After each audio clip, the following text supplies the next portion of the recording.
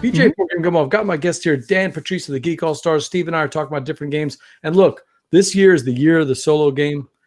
People have to play solo games because of what's going on with COVID-19 or small two-player games. Steve and I talk about two-player games all the time. One of the games that has really intrigued me, it's another CG game. That was done on purpose. They are not sponsored. CG will love you for this. Yeah. They tell Paul, I'm going to have to show this to Paul. But Under Falling Skies from CG, I knew nothing about it except for the title. And then I heard somebody say one of the best solo game experiences they played. But I want to know what Dan Patriss has to say about it. I agree.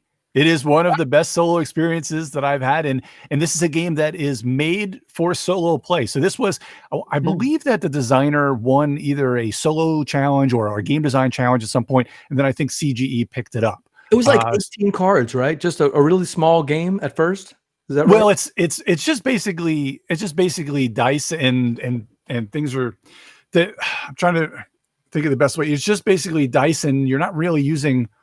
I don't even think is any cards in there. I'd have to pull it back up, but it's basically just using dice and the system. Yeah. So basically, as you're kind of rolling your dice, that's a perfect way to put that up there. So as you roll your dice, you have 5 dice. Now, don't worry about the blue die. That kind of comes into the more advanced play. That's a robot. But basically, you have 3 gray and 2 white dice. And so what you're doing is you're trying to get yourself up the research track, which is the left top green track there. Trying to get up the research track before you take too much damage, or before the mothership gets down to there's a kind of a death spot on the top right side there, that as every round the mothership comes down. So you're basically playing Space Invaders the game. Okay. Is what you're doing. So as you roll dice. The game that we used to play, Alex taught it to me at Dice Tower Con. The ships are coming down and you have to flick. You have to flip ships. Flip ships. Flip ships, yeah. Yeah. Mm-hmm.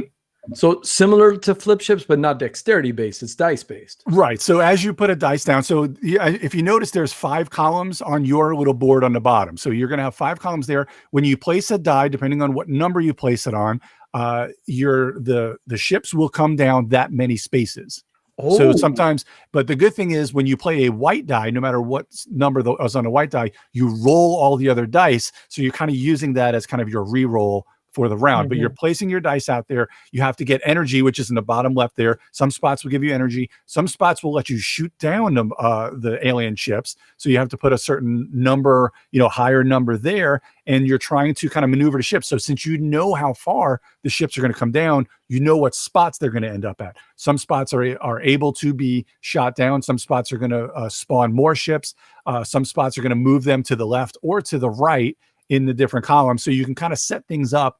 And again, you're also trying to set things up for later rounds because you have to get energy. You also have to get higher numbers on the research track, because the research track doesn't just go from like 1 to 11. It has variable numbers from 1, 2, 3, 4, 5, or 6. And you have different spots. Then sometimes you have double spots where you can get higher numbers and you can go up the amount of research a little bit higher, because the last spot on the research track, I believe, is an 11. So you have to use one of those double spots, because the dice have to add up to how many spots, how much strength of spots you're moving up. What a juicy decision. If you can't just go all out throwing 6s all over the place, because then all of a sudden the invaders are your speed, right? Yep. And you really have to watch it. So sometimes you may throw a 6 out there on purpose to get a ship to a spot that you can blow them out of the sky, where that has a number where it puts them at risk. And then you've got to get another die on an area where it's going to have, the cannons, and you have to have a certain die number. And then you're also kind of what they're called excavating. If you see in the picture, there's a kind of a little orange kind of bulldozer there. Now, when you put it, you can only put like one of your dice past it. It has to be a certain amount of spaces depending on the die. And then once you excavate things, you can then use those spots. So it starts, you can only use limited amount of spots early, but then you have to pay a little bit of energy as you use the dice and the excavator to unlock better spots on your little board. So it's constantly, it's not just a set thing which may be solvable. You actually have to make hard decisions there. There's also spots up top, which are just kind of, I wouldn't say wasted spots, but they give you a -1 on the die. So if you just have where you really can't do anything, because you only put 1 die in each one of these columns from top to bottom. So that's another major decision you have to make. A game like this me is going to have to play quickly because you're going to want to play this a couple of times. Oh, if it takes too long, then if you mess up, you spend all that time and now you've lost. It's legit 20 to 30 minutes at most.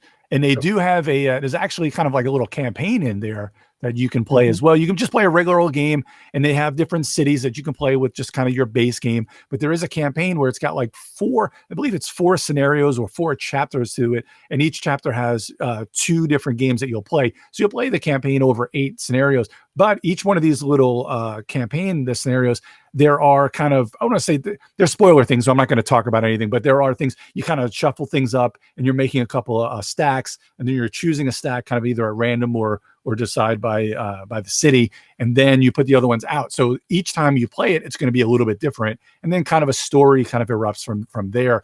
But if you 20, 30 minutes, I played this the other night, I played it 3 times and just blink of an eye, because sometimes it just plays really quickly, and even making decisions.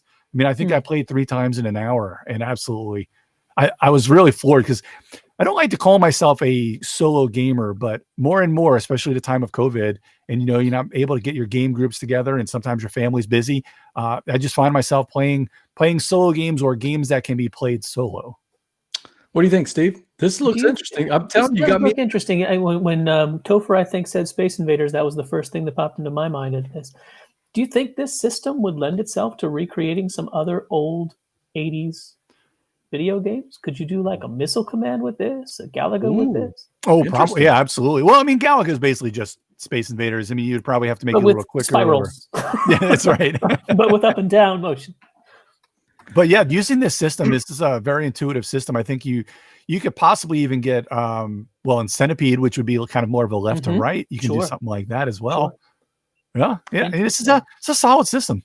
Bringing in my old buddy Alex Goldsmith of the Duke's Dice. What's up, Alex? Howdy. Didn't mean to interrupt. How you Sounds doing? like a good game. Well, the reason I brought you in early is because you taught me Flip Ships at Dice Tower Con 2017. We played that game a lot that weekend. This seems like a similar system, but without the dexterity. What do you think? Without the dexterity. I mean, I was busy grabbing this beer. Okay, what you drinking? What are you drinking tonight? A wonderful copy of Heartthrob, which may or may not be a spoiler. Nice. So I missed about half of the explanation. From visual appearance, it looked a lot like Flip Ships. I have a feeling I don't know the system at all. I have no idea. I'm not going to talk out my butt. I don't know. It's Flip Ships without 4 players and with no dexterity. Cool. Then basically, it's another spaceship themed game. Excellent. Good job, Flip Ships at all.